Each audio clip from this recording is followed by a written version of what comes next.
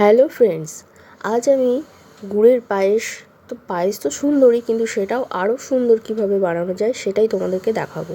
অনেকেই বলে থাকে গুড় দিয়ে পায়েস করতে গেলে সবসময় ভয় থাকি যদি দুধটা ফেটে যায়, তো তারও কিছু টিপস আমি তোমাদেরকে বলবো।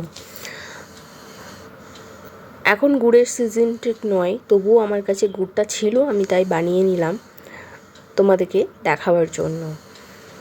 আর এখানে আমি কিশমিশ দিয়ে এটাকে ডেকোরেশন করেছি। তো চলো কথা না বাড়িয়ে আজকে রেসিপিতে যাই। পায়েস আমাদের বাঙালিদের শুভ কাজে সবসময় লাগে, সেই জন্যই ভাবলাম আজকে পায়েসটাই তোমাদের সাথে শেয়ার করি। এখানে আমি কিছুটা চাল নিয়েছি গোবিন্দভোগ। সেই চালটা জল দিয়ে ধুয়ে একটু ভিজিয়ে রেখেছিলাম। ঠিক আছে, একটু ভিজিয়ে রাখার পরে চালটা বেশ ভিজে উঠবে, বেশি না 10 থেকে 15 মিনিটের জন্য একটু ভিজিয়ে রেখেছিলাম। এবারে ধুয়ে জলটা ফেলে দিয়ে তারপর এটা ব্যবহার করব। তার আগে কড়াইতে একটুখানি জল দিলাম যাতে দুধটা তলায় না লেগে যায়। তো 1 চামচ জল দিয়েছি, তারপর এখানে আমি দুধটা দিয়ে দিলাম। এখানে 1 লিটার মতো দুধ দিয়েছি। এবারে দুধটা গরম হতে হতে আমি একটা কাজ সেরে নিই, যেটাকে পায়েসটা আরও সুন্দর করবে। এখানে যে চালটা নিয়েছি সেটার মধ্যে আমি 1 চামচ ঘি নিয়ে নিলাম।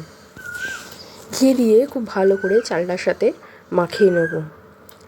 এরকম করে চালটার সাথে মাখিয়ে সুন্দর করে মাখিয়ে নিতে হবে, তাহলে পরে পায়েসের টেস্ট আরও অনেকটা বেড়ে যাবে। তো এরকম করে অবশ্যই একবার বাড়িতে বানিয়ে দেখবে, খুবই ভালো লাগে। এরকম করে যদি খিচুড়ির চালও ঘি দিয়ে আগে থেকে মাখিয়ে নেওয়া হয়, সেটাও দেখবে খুব সুন্দর লাগে, সেই খিচুড়িও অনেকটাই সুন্দর হয়। তো দুধের মধ্যে আমি 2-3টে এলাচ ফাটিয়ে দিয়েছি, সেটা দেখানো হয়নি। দুধটা জাল হতে শুরু করেছে, মানে বলক আসতে শুরু করেছে দুধে। আমি সাইড দিয়ে একটু নেড়ে দিচ্ছি যাতে করে সাইডে দুধটা জমে না যায়। খুব ভালো করে নাড়াচাড়া করে দিচ্ছি। দুধটা আর একটু ঘন করে নেব, তারপরে আমি দুধের মধ্যে চালটা দেব।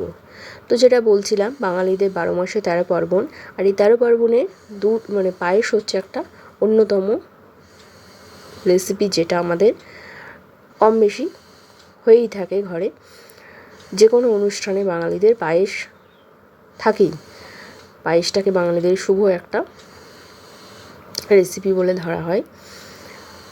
এবারে দুধটা অনেকটাই ঘন হয়ে যাওয়ার পর আমি এখানে চালটা যেটা মাখিয়ে রেখেছিলাম সেটা দিয়ে দিলাম, দিয়ে একটু নাড়াচাড়া করে দেবো।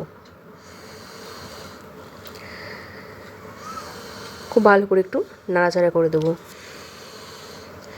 তো হ্যালো বন্ধুরা, তোমরা কে কোথা থেকে দেখছো আমাকে একটু কমেন্ট করে জানিও। আর আমার রেসিপি কেমন লাগে সেটা আমাকে একটু কমেন্ট বক্সে কমেন্ট করো।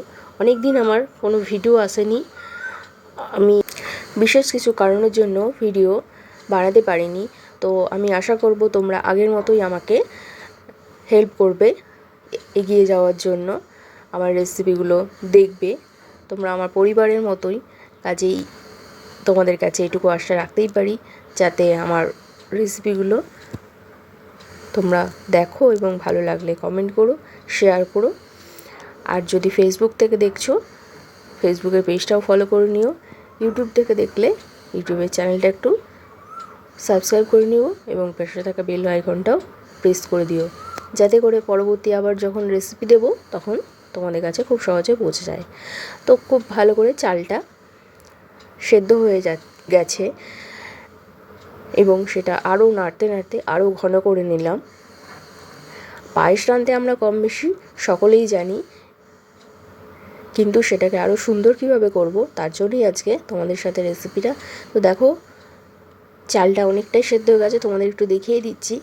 আর চালটাকে খুব বেশিও সেদ্ধ করব না, মানে একদম পুরো নরম করে ফেলবো না, যেহেতু চালটা একটু ভিজিয়ে রেখেছিলাম। চালটা খুব তাড়াতাড়ি সেদ্ধ হয়ে যাবে, আর আতপ চাল এমনিই তাড়াতাড়ি সেদ্ধ হয়ে যায়, গোবিন্দভোগ চাল যেহেতু।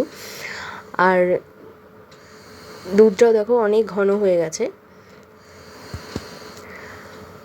আর একটুখানি নাড়াচাড়া করে আমি এর মধ্যে মিষ্টিটা অ্যাড করব।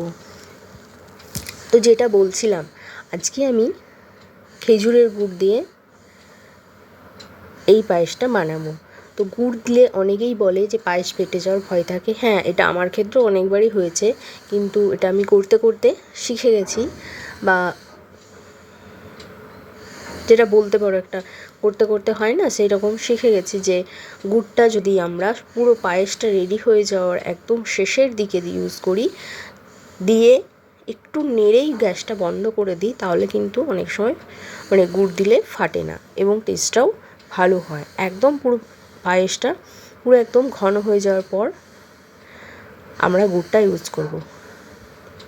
এখানে আমি কিশমিশটা অ্যাড করে দিলাম। কিশমিশটা ধুয়ে রেখেছিলাম আগে থেকেই।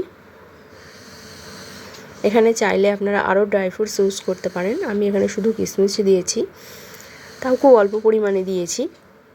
এবারে আমি পায়েসটা দেখুন অলমোস্ট হয়েই গেছে। এবারে গুড়টাকে একটু কেটে রেখেছিলাম ঝুড়ো ঝুড়ো করে, গুড়টা এবার অ্যাড করলাম। একদম লো ফ্লেমে গুড়টা অ্যাড করেছি এবং জাস্ট একটু নাড়াচাড়া করেই গ্যাসটা বন্ধ করে দেবো। মানে আর আমি এটাকে জাল করব না। দেখবে এই গরমেই গুড়টা, মানে এই পায়েসের গরমেই গুড়টা গলে যাবে এবং খুব সুন্দরভাবে পায়েসের সাথে মিশে যাবে, আর কেটে যাওয়ারও চান্সটা কম থাকবে।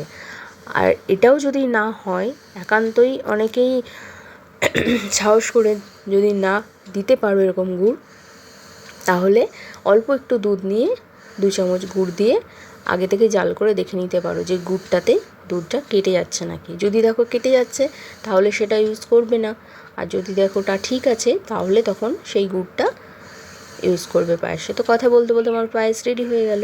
দেখো কতটা সুন্দর হয়েছে।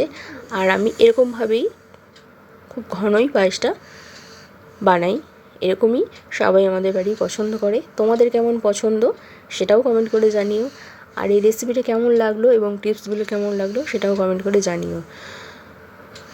ভালো লাগলে অবশ্যই লাইক করো, শেয়ার করো, আর নতুন বন্ধু হলে চ্যানেলটা সাবস্ক্রাইব করে নিও। আশা করি এবারে তোমাদের নিত্য নতুন অনেক ভিডিও দিতে পারবো। ভালো থেকো।